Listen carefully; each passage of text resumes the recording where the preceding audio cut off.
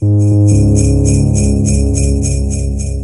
2, Radio Free Skaro Fluid Links Advent Calendar. This one comes from Joshua Hammock, Hedonistic Nihil, or Nihil. I always never know how to pronounce that.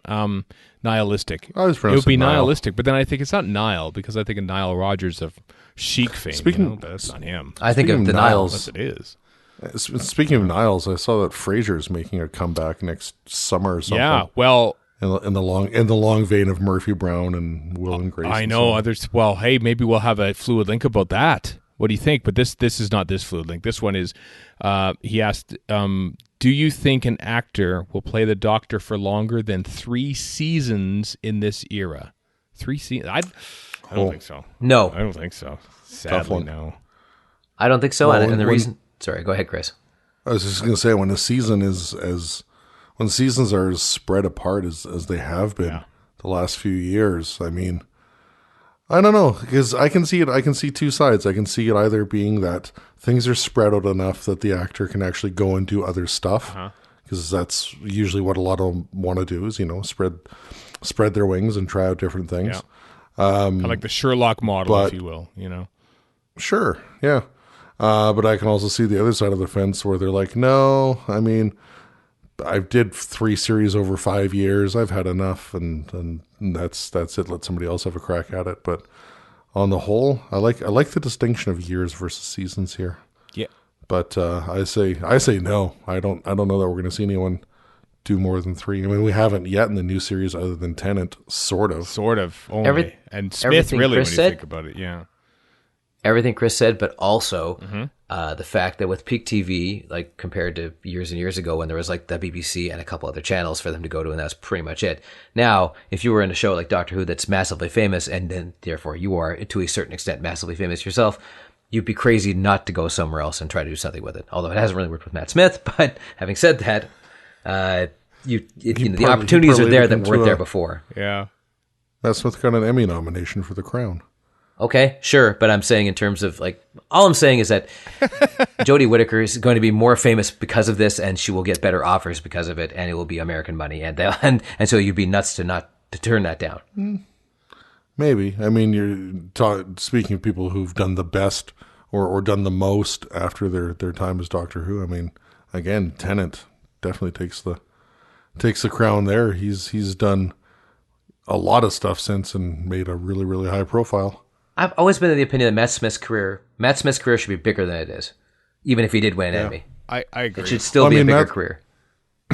Matt Smith is still whatever. I don't even know. He's still in it. No, he's no longer because they've aged everybody up. He's done after. Yeah. He back when it came out, it was made to be a big deal that he was in Terminator. Yeah, and he's barely in Terminator Genesis. Yeah, and he's barely in it. And then,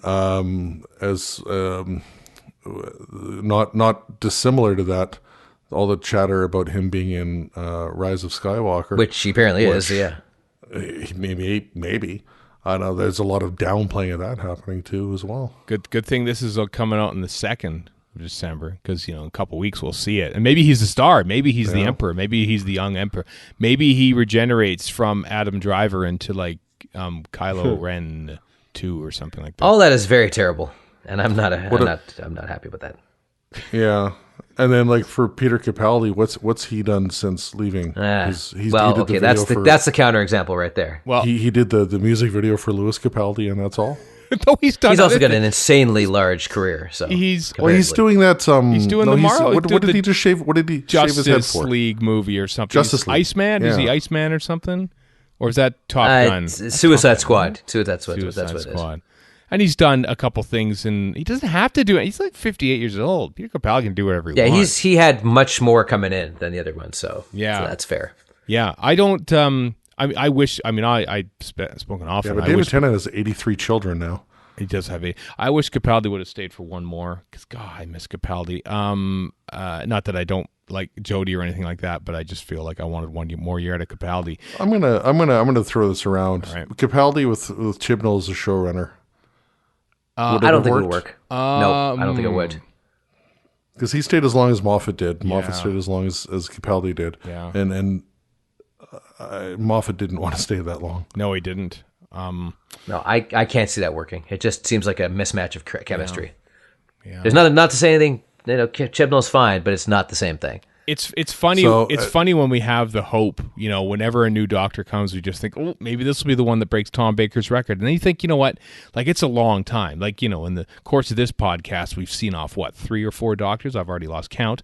But at the time, it's like, wow, Matt Smith does feel like he's kind of tired and everything in the role and everything, and maybe he's done at this point. And then you look back and go, that was like 3 years. What the hell? 3 years. But no, and only Tom Baker did this, and only Tom Baker, even then it was a weird thing to have had happen. Baker and Pertwee are the only outliers in what is traditionally a 3-year role. It's when you think about it, but we're so spoiled by Tom Baker that we think there's the new bar, 7 years. That's what you have to do. It's the bar because that's what we grew up with, so we think it's a standard, right? So. But you don't count McGann as 19 years? I don't count McGann as 19 years. No. Or 9 years, whatever. I don't count McCoy as 9 years either. I count him. Well, Warren doesn't count him at all, but I count him as 3, and barely at that. I'll count him as 3. He was factually on TV for 3 years. I mean, well, at least you admit that, Warren. That's a big admission on your part. I don't like it, but he was. So yeah. Yes, he exists. Yeah. Yes, exactly. The biggest compliment Warren can pay.